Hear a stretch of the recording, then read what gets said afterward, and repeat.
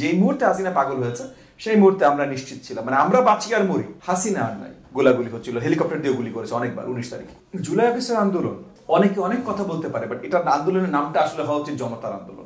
18-19 তারিখের কথা বলছি, আমরা যখন রাজনৈতিক দল হিসেবে 14, 15, 16, 17 মার্চ করেছি, আমাদের উপর কিন্তু লাঠির চার্জ আসছে, আমরা দৌড়েছি, কয়েকটা পার্টি মিলে আমরা করেছি, আমার আর এক পার্টির ভাই ওইদিকে দৌড়াচ্ছে, আরেক পার্টির ভাই এইদিকে দৌড়াচ্ছে, আমরা ওইদিকে দৌড়াচ্ছি, পুলিশের আক্রমণ, এইসব জিনিস। কিন্তু তখন আমরা দূর থেকে জনগণ হয়তো ছাদ থেকে, জানালা থেকে, 5তলা 4তলা জানালা থেকে আমাদের বলছে করেন করেন, থাকেন আপনারা, থাকেন, কিন্তু সামনে আসছে না।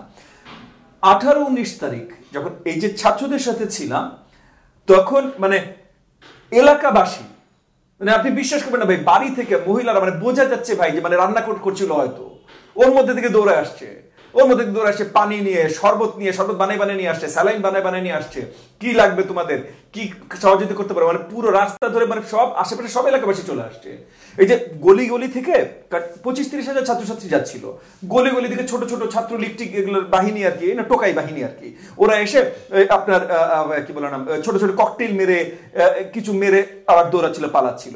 ওখানে গলির ভেতরে অনেকগুলোকে এলাকাবাসী ধরে পেটাচ্ছিল।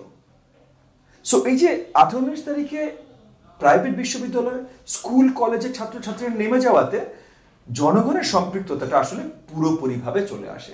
এবং এমনি হাসিনা পাগল হয়ে যায়নি ওই দিন, এইসব হয়েছে বলে 18 তারিখে হাসিনা পাগল হয়ে গেছে।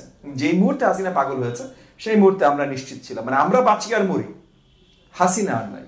ওই দিন আমরা নিশ্চিত হয়ে গেছিলাম সবার। মানে আমি বলছি তো আপনাকে, মনে করেন একটা সময় আমরা 18 তারিখের কথা বলছি, 19 তারিখে তো গোলাগুলি হচ্ছিল, 19 তারিখে কোনো বড় মার্চ হয়নি, এক জায়গায় দাঁড়ানো আবার দৌড়ে যাওয়া এগুলো হয়েছে 19 তারিখে বেশি, কারণ 19 তারিখে লাইভ গোলাগুলি হচ্ছিল, হেলিকপ্টার দিয়ে গুলি করেছে অনেকবার 19 তারিখে। কিন্তু 18 তারিখে মানে গুলি বিকেলে যখন অ্যাকচুয়ালি লাইভ গুলি করা শুরু করলো, তার আগে যতক্ষণ পর্যন্ত ককটেল, আপনার কাঁদানি গ্যাস, আপনার রাবার বুলেট এগুলো নিক্ষেপ করছে, ততক্ষণ পর্যন্ত মিছিল ছিল।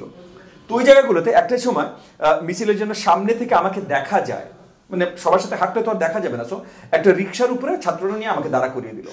ওই রিক্সাওয়ালা ভাই, উনি অ্যাটলিস্ট 1.5 থেকে 2 ঘন্টা আমাকে নিয়ে হেঁটেছেন। মানে আমি রিক্সার উপরে পতাকা ধরা, মাইক আমার হাতে, স্লোগান দিচ্ছি বা ওদেরকে কিছু বলছি, আর উনি চালাচ্ছেন। 1.5 থেকে 2 ঘন্টা পর পুলিশের আক্রমণ, গুলি টুলি, উনি ভাগ্য ভালো উনি গুলি খান নাই, কিন্তু আশেপাশে আমরা অনেক খেয়েছি। কিন্তু তারপর ওনাকে আমি বললাম, যখন ওনাকে তারপর খুঁজে পেলাম, ওনাকে বললাম যে ভাই আমার লোক ছিল, বললাম ওনাকে একটু বেশি করে টাকা দিয়ে দাও। নিবে না টাকা, আমি টাকার জন্য করি নাই, মানে আপনারা করছেন, এটা আমার তরফ থেকে আমার অবদান যে আমি আপনাকে নিয়ে এতখানি ছাত্রদের সাথে, জনগণের সাথে ছিলাম। এই মনোভাবটা, মানে এটা কিন্তু ভাই জুলাই আগস্টের আন্দোলন অনেকে অনেক কথা বলতে পারে, বাট এটা আন্দোলনের নামটা আসলে হওয়া উচিত জনতার আন্দোলন, আর কিচ্ছু না। মানে পুরো 18 কোটি জনতার সম্পৃক্ততা, ভালোবাসা সবকিছু ছিল বলে এই আন্দোলন হয়েছে।